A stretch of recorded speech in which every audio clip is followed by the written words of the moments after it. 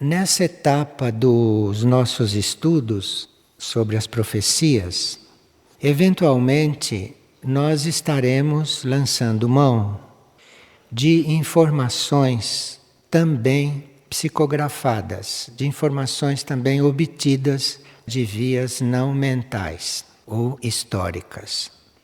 Porque há muitas coisas que fazem parte das profecias e que estão longe de serem racionais. Se nós não usamos uma fonte interna, se nós não vamos usar material obtido também por vias internas ou alguma coisa que tenha sido captada de outros níveis ou de hierarquias, a gente ficaria realmente muito limitado. E em outras etapas, nós anunciaremos várias fontes, inclusive o livro Profecias aos que não temem dizer sim, que são impulsos à nossa mente abstrata. Isto é um livro sobre profecias que procuram apelar, que procuram estimular a nossa mente abstrata. A nossa mente abstrata, aquela que quando desperta fica lendo e compreendendo certos símbolos. Então o livro é escrito muito nesta chave. E não há um planejamento rigoroso para esta série de partilhas que nós estamos fazendo nas vigílias, não? Não há um planejamento rigoroso e vai ser muito levado em conta a energia do momento e as necessidades que forem se mostrando. Então, nós chegaremos a uma certa altura a considerar os profetas de hoje os centros planetários. Nós sabemos que hoje tudo isto passou para o âmbito dos centros planetários. E nós vamos ver então, a uma certa altura, o que é que cada centro planetário está nos mostrando, ou o que é que cada centro planetário está profetizando com respeito ao nosso desenvolvimento como humanidade. Mas vamos ver como é que o trabalho vai desenvolvendo e isto irá chegando. Agora, de início, nós estamos vendo os profetas, porque os profetas são aqueles que preparam, com aquilo que eles revelam, os tempos novos. Então, aquilo que um profeta diz, aquilo que um profeta indica, nos prepara para um novo tempo. E, por isso, os profetas são para nós importantes. Esses profetas que se conhece, os bíblicos ou outros, esses eram seres que não eram terrestres, eram seres extraterrestres e eram não só enviados e mandados para cá para nos orientar ou nos revelar coisas ou nos preparar para estágios futuros, como eles vinham, nasciam imbuídos de um espírito cósmico.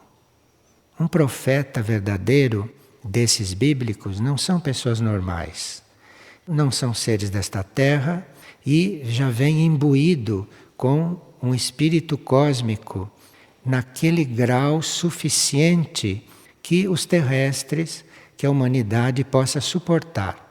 Mas esses profetas que indicavam coisas milhares de anos antes delas acontecerem, isto não são seres normais.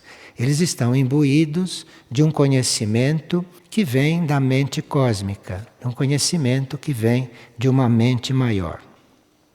E um profeta, nós estamos falando de profetas verdadeiros, não dessas pessoas de hoje que dizem que são profetas. Então, os profetas são enviados em tempos de perigo, quando há perigo de alguma coisa se comprometer muito seriamente do ponto de vista kármico. Então é enviado um profeta, que em geral vem de outro planeta, ou vem de um mundo que tenha um conhecimento da história e que tenha um conhecimento do plano evolutivo para este planeta. Então, quando há um momento de grande perigo, se envia um profeta. Ou quando há uma necessidade de restaurar o espírito religioso nas pessoas. Quando há uma necessidade das pessoas reverem ou reassumirem o seu processo de ligação com os níveis superiores da consciência. Ou quando há uma grande decadência moral. Então, se envia um profeta. E o profeta faz o seu trabalho e com isto orienta ou dá uma oportunidade para a humanidade se orientar. Os profetas da Bíblia, que todos conhecem, surgiram do ano 1050 até o ano 450 ou 400 antes de Cristo. Então, eles vieram muito antes de Cristo para, inclusive, indicar coisas que ainda nem aconteceram. Uma visão desses profetas ou uma aproximação com esses profetas pode ser uma fonte de informações para nós. E na reunião passada nós tivemos um estudo a respeito deste ponto, de como entendê-los um pouco melhor. Elias, por exemplo, cerca de 750 anos antes de Cristo, nunca escreveu, sempre pregou, sempre falou, não há nada escrito por Elias, mas era um dos que mais alcançava coisas longínquas no tempo material, coisas distantes neste tempo planetário que a gente conhece.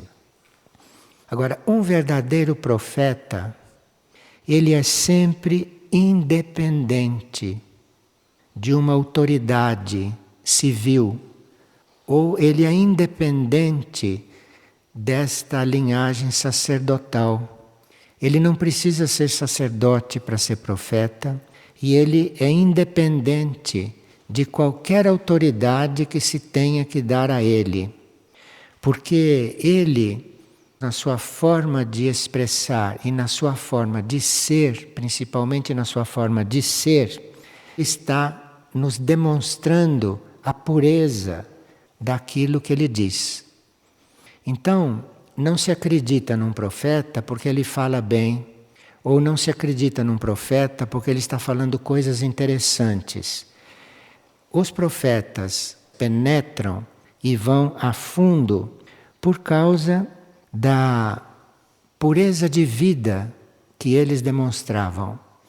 Mas se surgisse um profeta hoje, ele teria uma vida pura.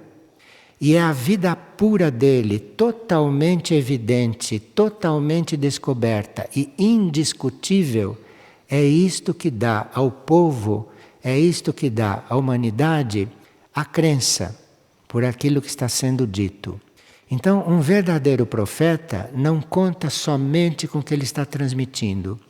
Ele, para transmitir de forma que se aceite e que se veja que é real, a vida dele tem que ser impecável, como eram de todos esses profetas que nós escutamos até hoje. Tanto João Batista, que todos vocês conhecem de nome, não? Tanto João Batista como Jesus foram como aqueles que coroaram todo este tempo de profecias, todo um longo ciclo de profecias. E como se o que João Batista disse e o que Jesus trouxe e disse fosse o coroamento, fosse o final de um grande ciclo de atividade neste sentido. O que os profetas dizem não vem da sensibilidade deles, não vem da sabedoria deles. Um profeta verdadeiro, ele está em contato direto com os arquivos do planeta. Isso que nós chamamos de arquivos do planeta, na falta de um termo melhor, é aquilo tudo que está registrado no éter planetário, que nós chamamos de Akasha, não? O éter planetário. Neste éter planetário está escrito tudo o que se passou, tudo o que está se passando e tudo o que vai se passar. Então, o profeta, ele tem a leitura neste éter, ele tem a leitura neste nível e neste plano. E ali ele vê, segundo o mecanismo que ele dispõe, ele vê tudo aquilo que aconteceu, tudo aquilo que está acontecendo e tudo o que está para acontecer. Agora, ele para ver isto no arquivo e para ele ter a consciência do que está vendo, enfim, para ele ser orientado, ele faz este contato com a sua mônada. De forma que um verdadeiro profeta tem um contato monádico. Ele tem um contato monádico já feito. Ele se relaciona com o cosmos, ele se relaciona com os planos internos através da sua mônada. Um profeta não é informado pela alma e nem informado pela mente. Um profeta tem já um contato monádico. E alguns recebem esta informação através do contato monádico. Ou eles são prolongamentos de alguma entidade acima deles, de uma entidade cósmica.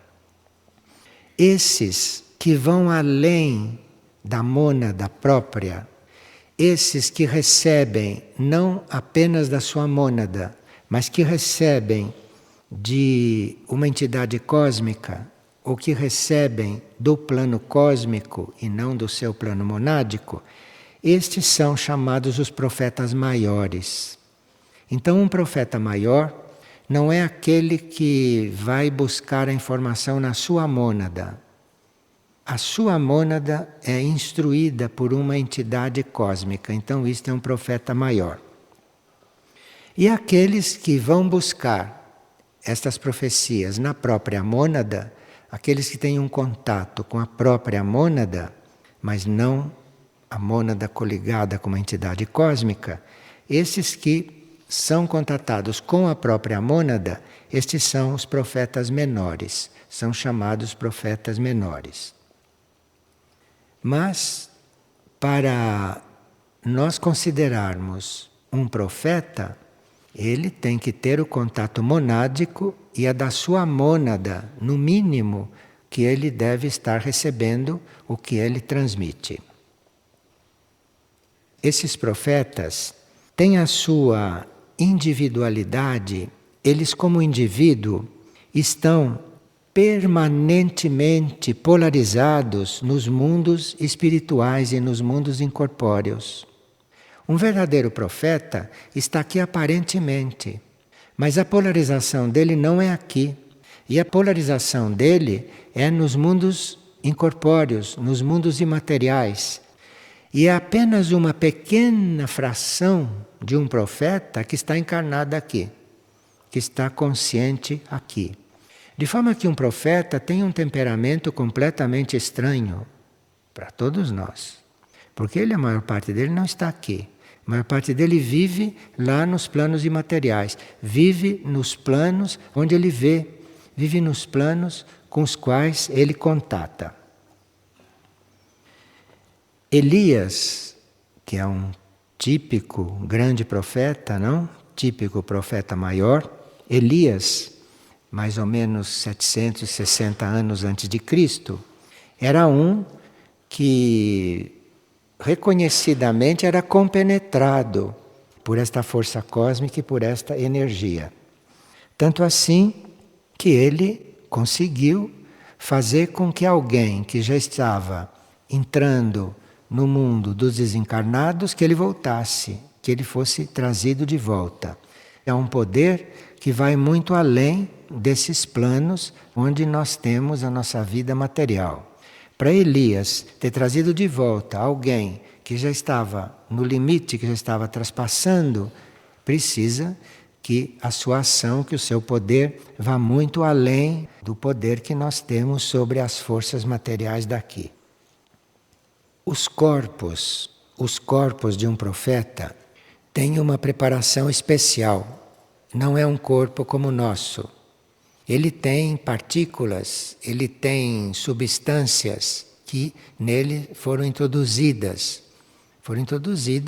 por vias cósmicas, por vias internas. E são corpos que são preparados durante vidas. Isto é, o ser que é profeta, ele encarna muitas vezes para que ele tenha finalmente um corpo preparado, não? Com partículas adequadas para isto. Esse mesmo princípio da preparação dos corpos de um profeta, este mesmo princípio se aplica hoje para aquilo que nós chamamos de seres contato. Um ser contato normal é quase como um médium. Agora, um ser contato em nível de profecia, um ser contato em nível elevado, este ser tem que passar por um processo nos seus corpos, nas suas partículas. E isto antes era feito através de muitas encarnações. Hoje, esta mudança nas nossas partículas é feita pelos centros planetários ou pelas naves laboratório. Então mudou muita coisa. Então, para nós termos um corpo adequado, para nós termos um corpo sensível, para nós termos um corpo que possa suportar certo tipo de eletricidade que vem com esse contato, não, com os níveis cósmicos, com este tipo de informação. Então esses corpos têm que ter as suas partículas um pouco trabalhadas. E nós sabemos, não, que os centros planetários fazem este trabalho e muito especialmente o centro de Erques. Isaías, que é um profeta maior, conta como é que os corpos dele foram preparados.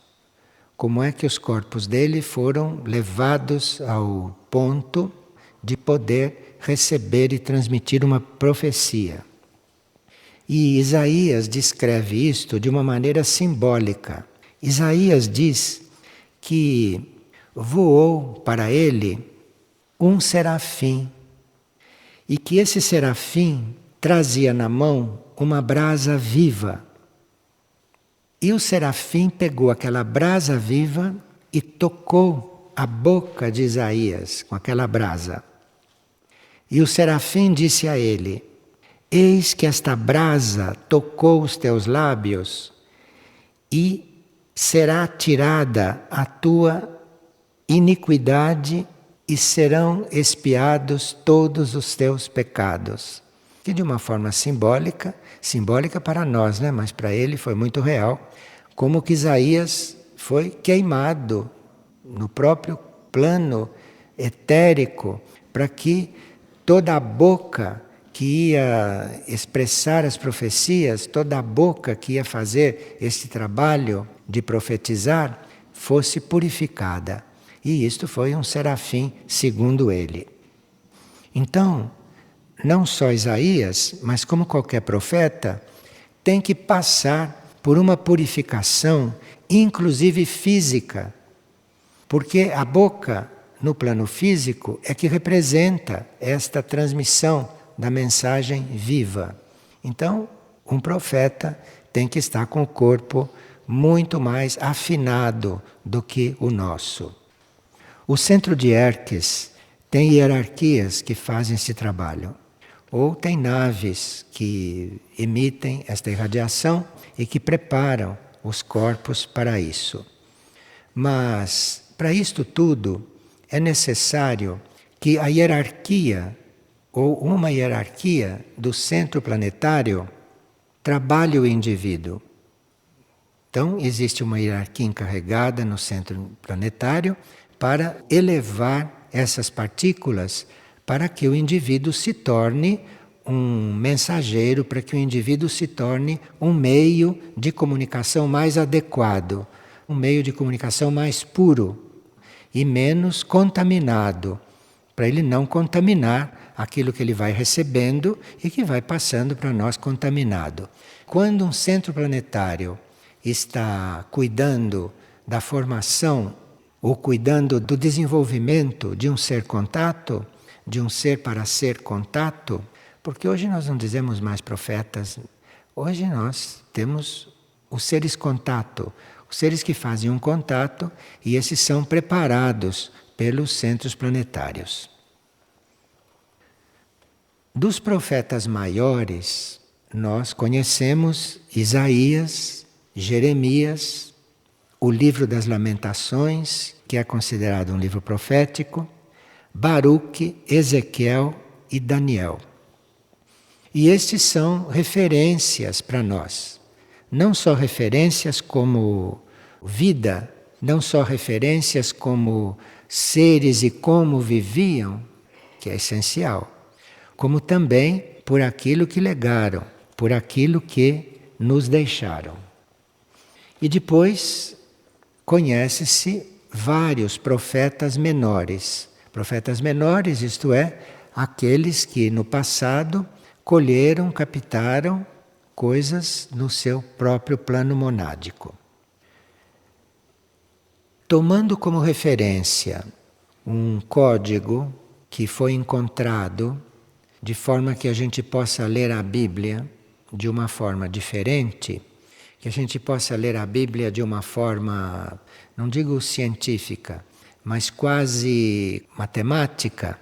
Segundo este código, Isaías previu a colisão de um cometa com o planeta Júpiter, dizendo até a época do impacto. E ele previu isso 3.000 anos antes de que esta colisão do cometa com Júpiter acontecesse. Então veja que profeta perfeito. E este Isaías nos dá a referência. Então, se nós estamos buscando um melhoramento, se nós estamos buscando um aperfeiçoamento, Isaías nos deixou a sua visão.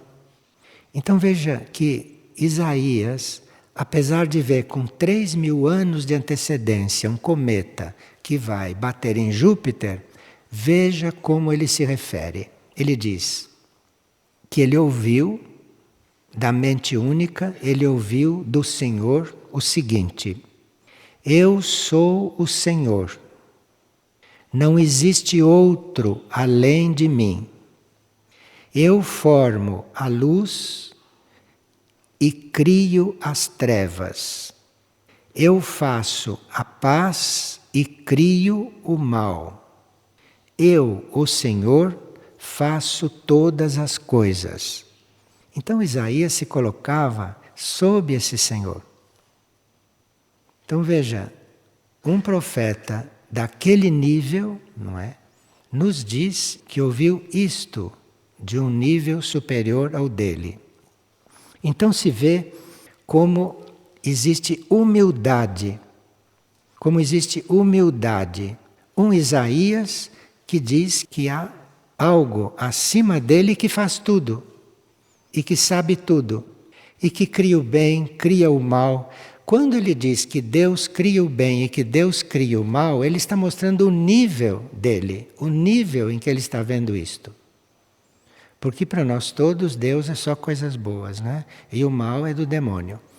Então ele chegou a ver que tudo está vindo da mesma fonte. Tudo está vindo da mesma fonte e nós não sabemos porquê. Para nós é incompreensível. Eu vou ler de novo. Eu sou o Senhor, sem rival. Não existe outro além de mim. Eu formo a luz, eu crio as trevas. Eu faço a paz, eu crio o mal. Eu, o Senhor, faço todas essas coisas. Então veja que nesses profetas antigos tem coisas que a gente não tem isso na nossa normal compreensão. Nós achamos que o mal é coisa do demônio. Não, o mal está no todo. Tudo está no todo. Agora, o que é o todo? Quem é o todo? São seres e são mensagens, são níveis de ensinamento que nós teríamos que procurar alcançar, porque isso nos dá uma maior possibilidade de enfrentarmos o que está aí. O que está aí todo misturado. Então, assim como nós lidamos com o bem, nós temos que aprender a lidar com o mal. Não que a gente vá aderir ao mal, mas precisa aprender a lidar com o mal. Precisa aprender a lidar com tudo. Porque tudo faz parte do todo. E esse todo de onde veio? Isto veio de uma coisa só. Isaías era muito profundo e não deixou de dizer as coisas não que até hoje nós não ouvimos bem. Foi encontrado um pergaminho numa certa caverna que foi atribuído a Isaías, foi atribuído a ele. E Isaías descreve uma situação muito importante para os tempos futuros, isto é, para estes tempos, não? E Isaías fala de um apocalipse e fala de uma tal guerra futura. E ele diz o seguinte, que para vós, para nós, toda esta minha visão nada mais é do que palavras seladas em um livro. Então este livro das informações está selado. Está cheio de palavras, está cheio de coisas, mas esse livro está para ser aberto. Nas próximas reuniões, nós vamos ver um pouco este livro selado e vamos chegar a uma conclusão que cabe a nós encontrar neste livro aquilo que ainda está selado, não? E que se está ali, está disponível, e qual é o nosso poder de penetração para vermos certos detalhes. E Isaías prediz que este livro vai ser aberto e que nós um dia vamos conhecer tudo o que está escrito ali. E 2.500 anos atrás, ele tem lá nos códigos que foram encontrados nos seus escritos uma predição a respeito de guerra nuclear. E ele fala, como profeta maior, ele não fala só em terremotos, ele não fala só em fatos aqui na Terra. Mas quando ele fala em terremoto, quando ele fala nessas ocorrências, ele está falando disto no plano cósmico. Como se tudo aquilo que deve acontecer na Terra, isto deve acontecer no cosmos. Não há um terremoto aqui se ele não está acontecendo em uma certa área do universo.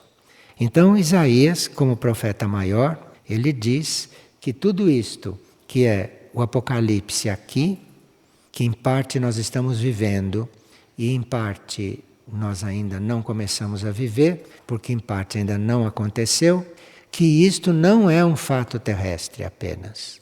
Que para estar acontecendo aqui, algo que corresponda a isso está acontecendo no cosmos. É um profeta muito amplo. Jeremias é outro. Jeremias é outro que também prevê muita ruína, prevê muita purificação, mas Jeremias fala muito em restauração, fala muito em reconstrução. Então, na energia das profecias de Jeremias, há sempre a possibilidade de uma reconstrução, há sempre a possibilidade de um recomeço. Por mais ampla e profunda que seja a purificação e a destruição, vai haver sempre uma oportunidade de recomeço em algum plano, em algum nível. E Jeremias nos alerta muito com respeito ao formalismo religioso. Jeremias era muito duro com respeito ao formalismo religioso, com respeito a estas regras religiosas, com respeito a esses dogmas religiosos. E ele dizia sempre que os ídolos são inúteis, porque a humanidade é muito idólatra, né? Como vocês sabem. A humanidade facilmente começa a criar ídolos para ela idolatrar. E ele fala da inutilidade disto. Fala da inutilidade porque realmente quando as coisas têm que acontecer, não adianta você estar lançando mão dos seus ídolos, porque o que tem que acontecer vai mesmo acontecer. E ele, com toda essa amplidão de consciência e com tudo isto que ele representava como clareza, ele se voltava para Deus e dizia: cura-me, Senhor, e serei curado. Salva-me, Senhor, e serei salvo, porque Tu és a minha glória. Veja como esses seres nunca consideram eles o ponto. Todos eles se referem a uma coisa maior. Todos eles estão permanentemente afirmando, confirmando esta coisa maior. Isto é muito importante se observar nos verdadeiros profetas. Nós facilmente dizemos, eu vejo, eu sei, eu digo, eu... O profeta sempre sabe que tudo o que é ele vem de uma fonte superior. Isto para nós é uma referência fundamental. Se nós quisermos ir além da letra morta das informações, ou se nós quisermos ir além das informações que recebemos. Porque não adianta receber informação. Precisa que nós tenhamos uma posição diante daquela informação de humildade. Mas essa humildade já deve vir de quem passa a informação. Porque se ali não existe humildade, aquela informação já está contaminada. Qualquer aproximação com esses profetas maiores, isto nos dá muita aspiração, muita necessidade de nos tornarmos humildes, de nos tornarmos não autor das coisas que acontecem através de nós. E quando nós estamos em contato com os níveis superiores, quando nós estamos em relação com aquilo que vem do alto, se nós não estamos numa atitude de humildade, aquilo está automaticamente deturpado. Aquilo está automaticamente imbuído das nossas forças humanas. E este Jeremias está muito ligado ao livro das Lamentações, que é considerado um livro profético. E nesse livro das Lamentações está nos alertando, está nos ensinando a respeito do retorno kármico. Isto é, nós teríamos que estar muito atentos com aquilo que fazemos, com aquilo que falamos, com aquilo que agimos, porque tudo retorna a nós. E quando Jeremias fala do retorno kármico, ele diz: as tuas heranças e as tuas casas vão parar nas mãos dos estrangeiros. Tem-se que comprar a água e tem-se que comprar a lenha, como retorno kármico. Água e lenha que está aí, não? A água está jorrando, a lenha são as árvores que dão, e nós chegamos a comprar a água e chegamos a comprar a lenha. Isto chama-se retorno kármico, de algo que a gente tirou de algum lugar e que agora tem que repor. Heranças e casas foram parar em mãos de estrangeiros. Tinham que comprar a água e a lenha. Sentiam-se castigados pelos erros dos pais. Então veja que esse retorno kármico é uma coisa muito profunda. Como existe a hereditariedade, como existe a lei da hereditariedade ainda, não é? Aqui na Terra, esta lei está para sair. Mas esta lei ainda está aí. E no tempo de Jeremias, no tempo das Lamentações, esta lei do karma era muito evidente. Então, ele sentia esta lei do karma muito presente e como se nós pudéssemos ser purificados pelos erros dos nossos pais. Isto é, como nós vivemos na lei da hereditariedade, não são exatamente os erros dos nossos pais, mas é aquilo que nós herdamos deles e que passou a fazer parte de nós e que por isso nós temos que ser purificados. Bem, hoje nós já sabemos, através de Erques, através dos ensinamentos de Erques, já sabemos que esta lei kármica material está para ser transcendida. A lei do karma material, mas não o karma superior, não a lei evolutiva superior. Quanto mais nós estivermos entregues, estivermos disponíveis para a nossa purificação kármica material, mais nós vamos nos aproximando, segundo Erques, mais nós vamos aproximando dessa lei evolutiva superior.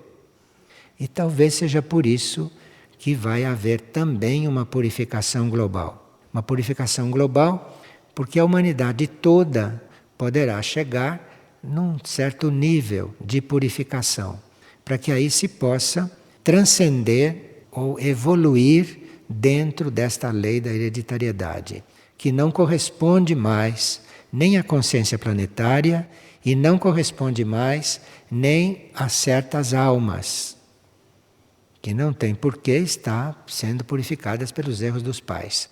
Então, isto é uma lei que, segundo Erques, está sendo transcendida. E nós todos, que estamos vivendo nesta época, que estamos vivendo nesta etapa, vamos ter a oportunidade de ir passando por essa experiência alquímica em nós, de irmos transcendendo esta lei da hereditariedade. Mas para transcender a lei da hereditariedade, tem aí um período, tem aí um ciclo de desapego, tem aí um ciclo em que nós temos que desatar os nossos nós, temos que desatar os nossos laços, porque isto vem de dentro para fora, mas também deve ter uma correspondência de atitude de fora para dentro. Então, quanto mais nós estivermos apegados aos nossos laços, quanto mais estivermos apegados à nossa relação pessoal, individual, com pessoas, com coisas, com ideias, com tudo isto, esta lei do karma material não pode ser transformada no grau que esta época permite. E é muito diferente você estar dentro da lei do karma material e já está em contato com uma lei evolutiva superior, com uma lei de evolução superior. Porque na lei de evolução superior não há pagamento kármico, não há mais isso. De forma que é muito importante para a evolução humana. E diz ainda Jeremias, ou o livro das Lamentações, que sentiam-se castigados pelos erros dos pais. E os escravos dominaram quem os escravizou. Isto é a lei do retorno, que nós estamos ainda sob ela, mas que numa nova humanidade, numa nova terra, isto não vai ser mais assim. E Baruch, que é outro profeta maior, não? Diz que o sol, a lua, as estrelas, tudo isso obedece a Deus. Que o relâmpago, o vento, as nuvens, cumpre o que lhes é mandado. E que o fogo, para purificar tudo isto, vem de cima. É muito interessante nós fazermos essa experiência, porque se nós sabemos, não, que tudo que acontece aqui recebe um comando, que o Sol não é autônomo, que a Lua não é autônoma, enfim, as estrelas não são autônomas, nada é autônomo, como a gente pensa. Não existe nada autônomo. Então tudo isso obedece a uma coisa superior. Tudo isso obedece a uma força superior. E isso Baruch tinha toda a clareza no expressar isto. E que no fim, o fogo que vem de cima é o que resolve tudo. E ele diz que o homem justo, o homem correto, o homem inteligente, não tem ídolos. não tem ídolos, mas que ele considera este fogo superior, este fogo interno, o autor de tudo isto. E depois nós temos Ezequiel, que prevê grandes massacres, grandes terremotos, grandes coisas, não? E muitas coisas que Ezequiel sugere e que nesses códigos são transmitidos com muito mais precisão, segundo Ezequiel, nós teríamos que realmente estar um pouco mais preparados para recebermos, para vivermos e para resolvermos as coisas dentro desta purificação. E Daniel nos coloca uma pergunta, nos coloca uma interrogação. Será que podemos mudar o que está previsto? Será que nós podemos impedir o que está previsto? Até que ponto nós podemos mudar o que está previsto? Em nós e fora de nós? Isto é uma boa pergunta. E fica sugerido que é muito importante que haja duas afirmações opostas nestas coisas, que é para nós ficarmos com o livre-arbítrio de escolher entre elas. Então existe aqui um uso do livre-arbítrio, por exemplo, posso mudar o que está previsto ou não posso mudar o que está previsto? Parece muito bom que a gente viva esta questão. Provavelmente a gente não vai chegar a conclusão nenhuma com respeito a uma coisa nem outra, mas que a gente viva esta questão, isto é muito importante. É muito importante porque no haver uma possibilidade de o que está previsto ser mudado, ali a gente já vai começar a colocar uma energia positiva. E misteriosamente algo pode acontecer. Nem sempre, mas às vezes pode. Enfim, é como se o mundo não devesse ser deste modo como é. Isso está claro em todas as profecias. É como se o mundo não devesse existir desta forma, mas que dentro deste mundo existe a imperfeição humana. Então a imperfeição humana dentro deste mundo faz com que o mundo seja desta forma. Então nós temos também que cuidar dessa imperfeição. Ninguém está iludido que vai ser perfeito como ser humano, mas cuidar da imperfeição, transformar esta imperfeição, trabalhar esta imperfeição, isto faz parte do trabalho humano, trabalhar a imperfeição. Porque trabalhando a nossa imperfeição, aí vai agir algo que se chama misericórdia. E que alguns conhecem a misericórdia, outros não conhecem, porque nem perceberam que ainda estão vivos por misericórdia. Mas muitos dão valor a esta misericórdia. Então, é muito importante que ao assumir a nossa imperfeição, que ao assumir a nossa responsabilidade pelo mundo ser imperfeito, que a gente conte com a misericórdia. Porque nós não podemos imaginar até que ponto esta misericórdia pode agir. Nós não temos a experiência da infinitude desta misericórdia. Mas aí Daniel, depois de sugerir estas coisas, ele diz que haverá uma época de tal desolação como jamais houve igual, desde que existem as nações.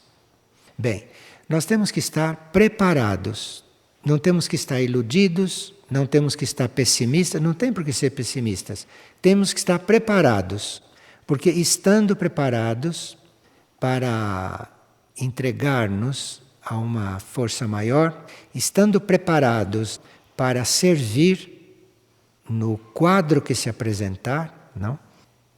Nós vamos conhecer a misericórdia. A misericórdia que nós conhecemos não é toda a misericórdia. A Terra, a humanidade, não conhece ainda a extensão da misericórdia.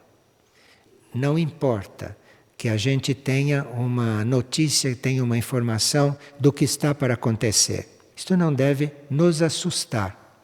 Não deve nos assustar, devemos ter gratidão por estarmos avisados, só que teríamos que estar contando com misericórdia. E é uma misericórdia que irmãos do cosmos estejam presentes aqui com as suas naves. Isto é um sinal de misericórdia. Misericórdia cósmica. E qualquer apelo que a gente faça para o cosmos, para esses irmãos, para um centro intraterreno, para uma hierarquia, qualquer apelo que se faça, é a misericórdia que responde. E da misericórdia vem a resposta. Da misericórdia vem algo que nós ainda não temos ideia do que seja. Mas isto existe.